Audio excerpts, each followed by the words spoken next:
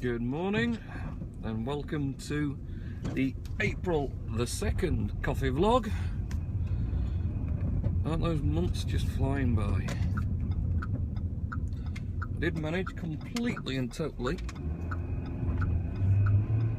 to avoid Twitter on April the 1st.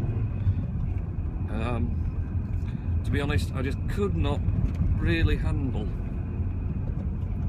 all those ludicrous April Fool's pranks that everyone keeps putting up, various things. I mean, one which was totally ridiculous. Someone made out Apple were going to produce a smartwatch with just 18 hours battery life. Like that had ever happened. Ludicrous stuff. So I avoided most of that anyway. It's been a funny old week, and high winds which blew some flashing off my house. A bit peeved off about. I have to go back up a ladder and fix that. I've got other things to fix as well. That'll be great fun. So we've had ridiculously high winds. Monday night I thought the whole house was going to get blown to bits. Hear it all creaking up in the eaves above. Snow. I mean, not loads of snow, but there was a fair bit yesterday, really. It's lovely and blue sky and sunny now. Freezing still, though. Absolutely freezing. So, yeah. And, of course, it's a Thursday. But we're getting ready for the Easter weekend, which, if you work in retail, isn't great for you, because no doubt you're going to be working all weekend. But for me, this means today is the last day before 4 days off. It's not very often get some days off work, so they will be gratefully accepted. And some exciting news on the iCarbon skins front. I've been planning to, well, I've not been planning to, I've been really approached quite a few times by different Amazon representatives wanting to get the iCarbon stuff on the UK sites, which kind of involves, I've already sold bits and pieces on Amazon of the coffee related stuff we deal with, but only as what they class as a casual seller. So you can only like put bids on things that already exist, so you can't create new products. So they've kind of approached me to do the iCarbons. I'd have to become a seller pro so the products could be generated, because they don't already exist on Amazon UK. So I decided in the end to perhaps go for it, because it perhaps broaden the coverage that the iCarbon's product can reach out to people. And I know on the whole a lot of people tend to use Amazon for its convenience. You know, you go on, if you've already got an account and you're already logged in, you just click on what you want, click buy, and it's done. And for that reason I use it a lot myself, to be honest, and Prime. Fortunately Amazon won't be fulfilling the iCarbon shipment, so there'll be no Prime delivery, but it's all free shipping anyway, so that shouldn't make a difference to anyone. So yes, managed to get an entire sort of spreadsheet of the products with relevant codes that Amazon required, and then it's been imported in. I had to troll through the list and enter my stock amounts and put pricing in, to work that out, convert that over from iCarbon's American dollar prices, and then uploaded it by my the nice lady account manager I've got at Amazon, and it's there. It all kind of populated itself. I was expecting to have to generate all the pictures and sort of content and whatever else, but because it's in the American Amazon, they were able to pull all the listing details out of that, so quite pleased with that really. It's all sort of shot up fairly quickly. It was a bit weird that they said I had to close my normal account to open this Seller Pro account, but you have to be re-verified again. Everything now that you do as far as online and for taking payments, receiving payments and stuff nowadays, they want 110% double checking on everything. I think for money laundering and all sorts of bizarre purposes. So they want your passports and bank details double, triple checking and verifying and whatever else. And all this. So, but apparently I had to go through the same old process of filling all that out again for the new one. They couldn't just transfer it out, which I thought was a bit odd. It was going to take 3 weeks to get verified, and it actually got verified in 48 hours. So I think somewhere down the line they looked at, they'd already received these details from us, because it was all exactly the same information all over again, and just put it through because they already knew what was going on. Oh, burnt out car then. So it's all sorted out and all those listings are on there now. She'll see how things progress, and of course with the phonmaniac.co.uk website as well.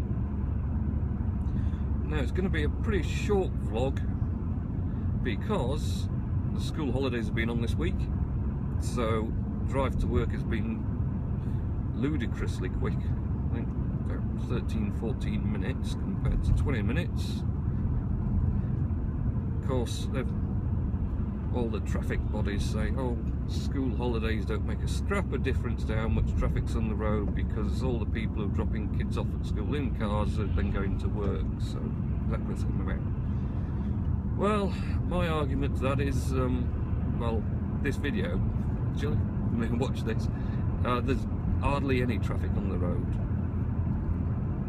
I mean, alright, it's the day before Good Friday and people will take a bit longer off for this holiday period, but I mean the point is, if the schools were in today it would be a lot busier, and because they aren't, I can quite drive to work. Not until I show when they go back actually, so I might have a bit of an extra length next week as well.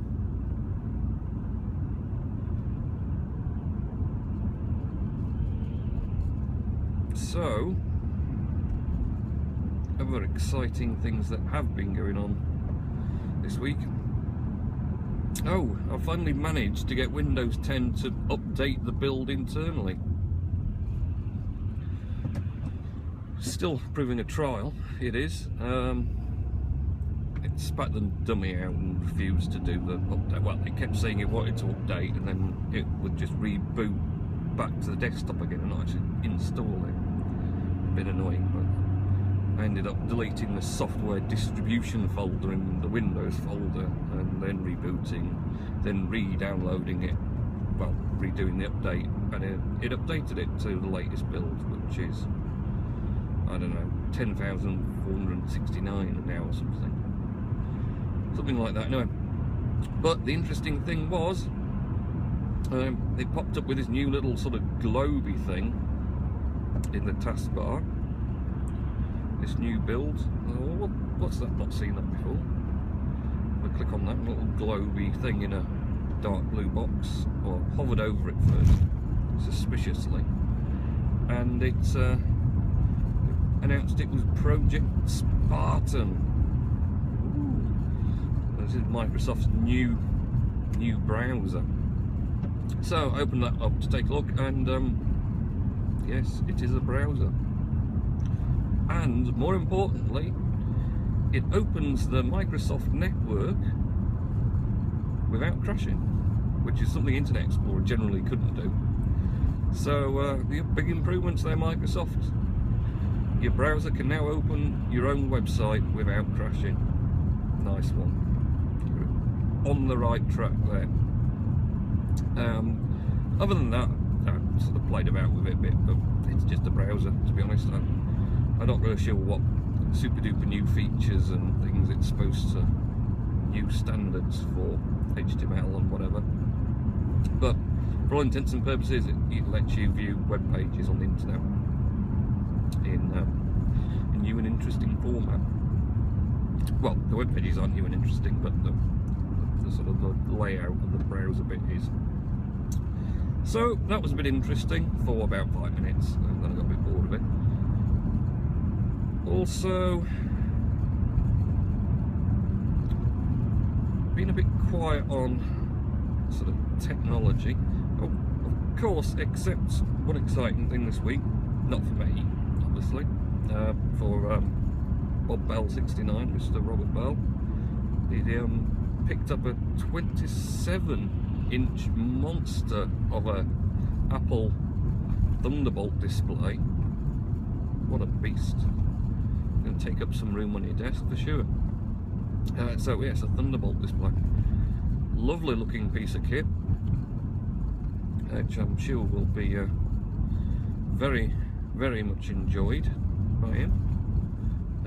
So yeah, the unboxing was pretty impressive thing to do, something that size. Brave effort. But yeah, I wanted to unbox it all and get it out and on the desk, and yeah, it's very nice. Very jealous. I quite like something like that, but I've got a 24-inch cinema display, circa 2009. It's ancient, but it works perfect still. So you know, like it, and that's the thing about Apple stuff. You know, it's 2008, 6 years old. I don't imagine any other display would last 6 years and still look fantastic and still perform just as you want it to.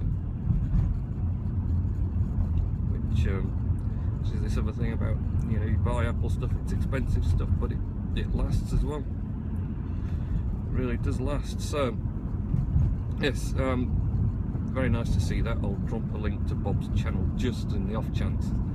I don't think there's much chance really. There's anyone who doesn't watch Bob's channel who watches any of these. And yeah, take a look. What a lovely display. Then I've got to admit, 2015 so far has been pretty much a year of stuff breaking, and I hope it doesn't continue, because it's getting quite expensive and really a bit annoying. So about, when was it? It must have been early February. I think it was early, end of January, early February. Had a week. The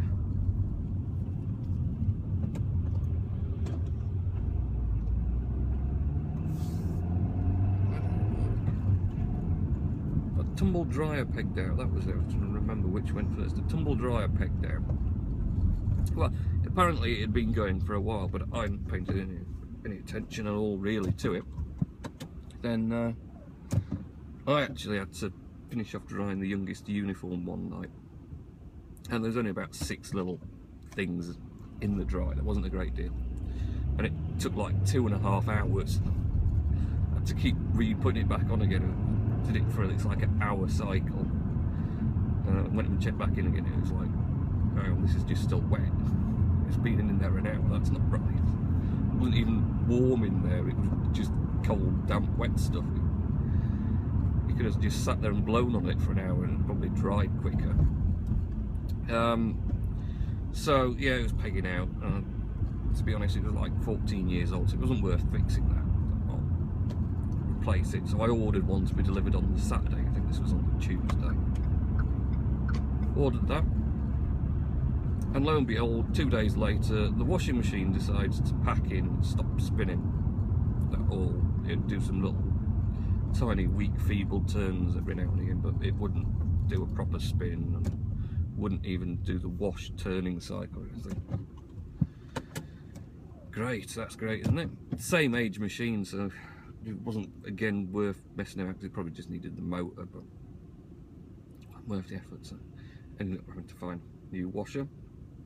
Picked that up on the Saturday, because I couldn't be waiting around for that to be delivered and wait a week and whatever else. So I managed to find matching brand one in the local Currys that I could pick up.